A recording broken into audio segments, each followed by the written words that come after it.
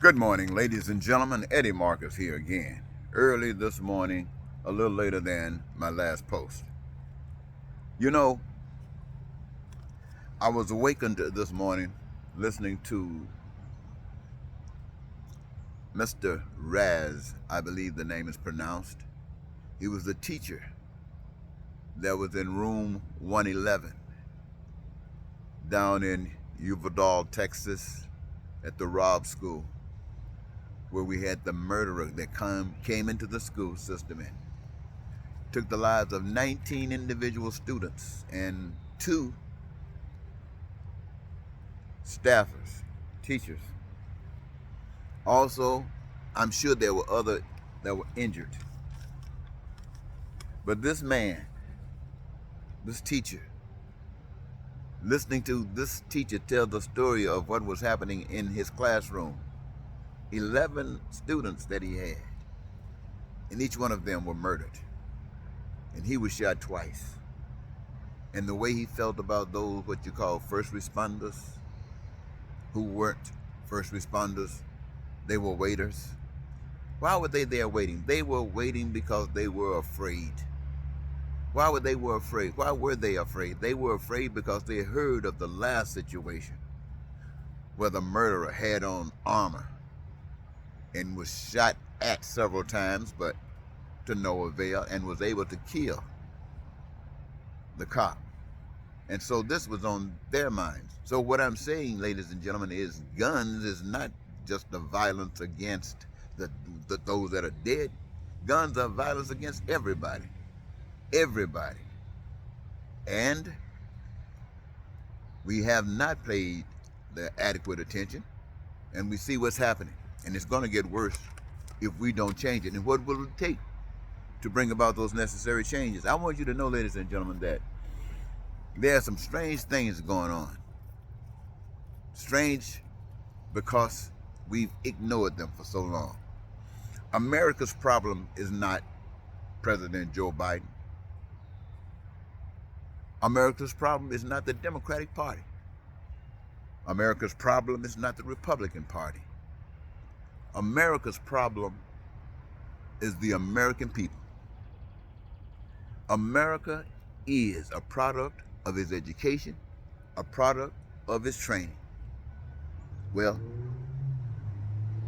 this is a continuation of what America has always been: a history of violence,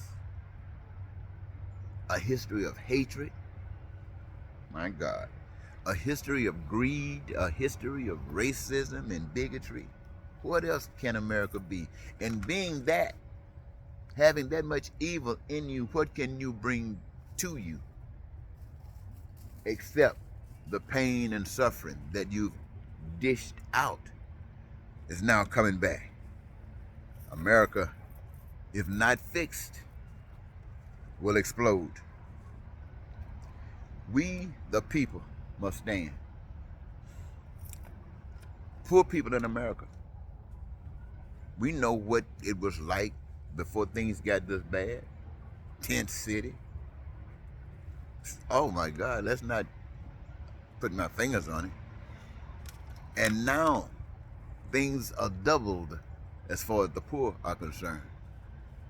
Gas prices. 2 years ago, I bought a quart of oil for maybe $2.30. A month ago, I got a quart of oil for $6. Today, I went and got a quart of oil for $8. A quart, my friends. The same quart I paid $2 for. Now it's costing me $8.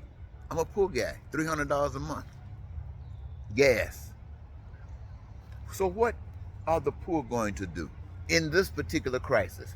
What are those who have been struggling as if somebody had them by the balls? What are they going to do? They can't afford to get this gas. Somebody say, well, maybe they can walk off the fat. That's what I'm talking about, ladies and gentlemen, a lack of compassion. This is what is happening all over the world, but no more so than here in America. We do not have compassion for one another. And that which we had, we find out that it was phony. And given an opportunity to stand up, it stood tall. hatred and racism, bigotry is loud and clear and loud and service in America. So much so that it's coming back to choke Americans.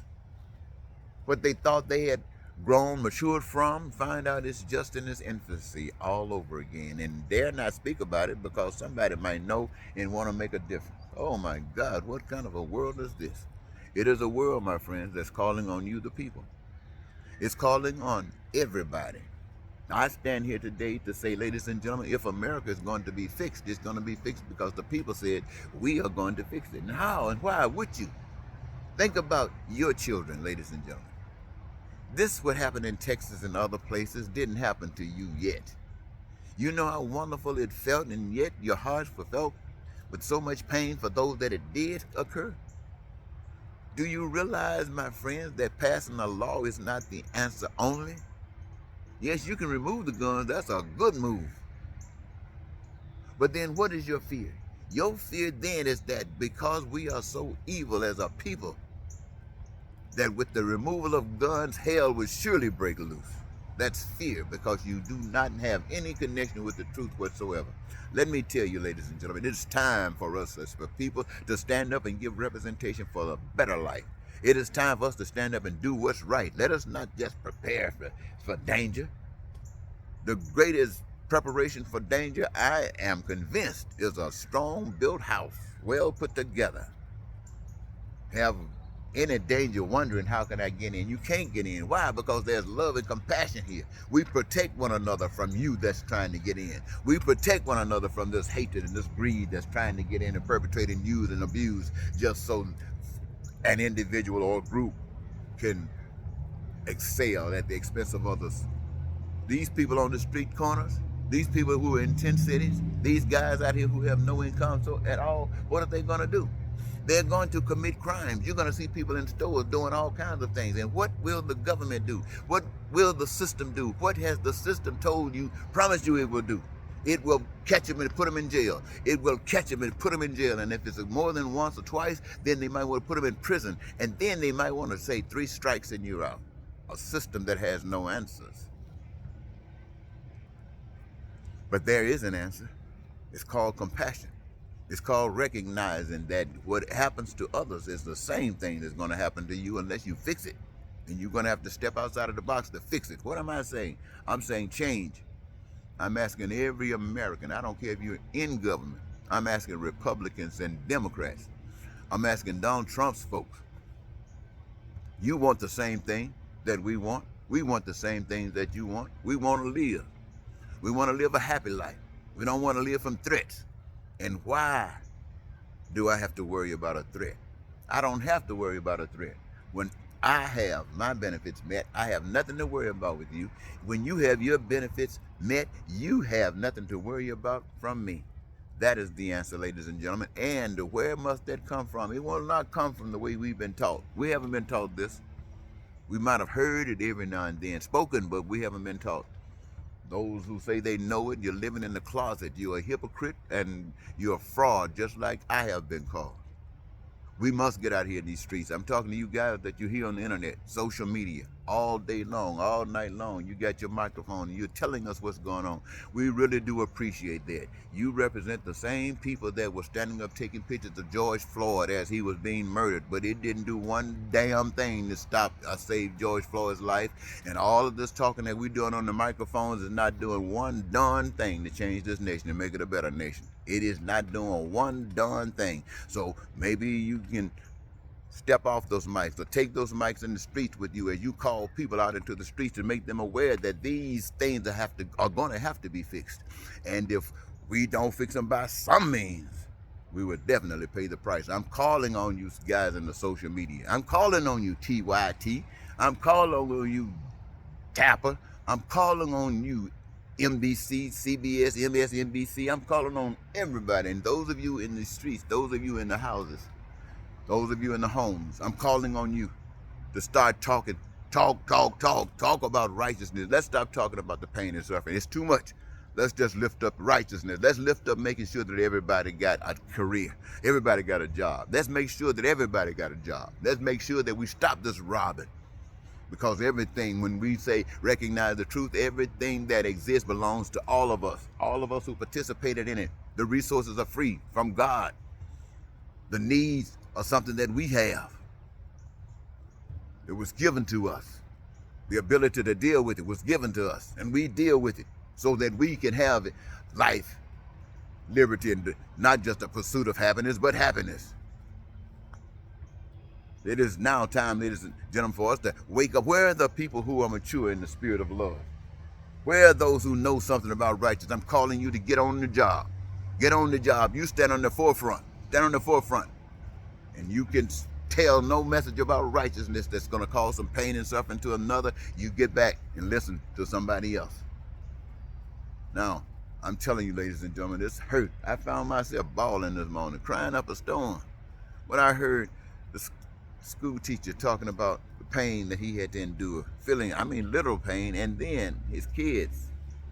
And I'm thinking about my kids, your kids. We should both think about our grandkids if we're, I don't know whether to say fortunate or unfortunate, but if we do, and they got to go through this, and if we can't do anything to fix it now, we can't be sure of anything, but less sure that it will be fixed.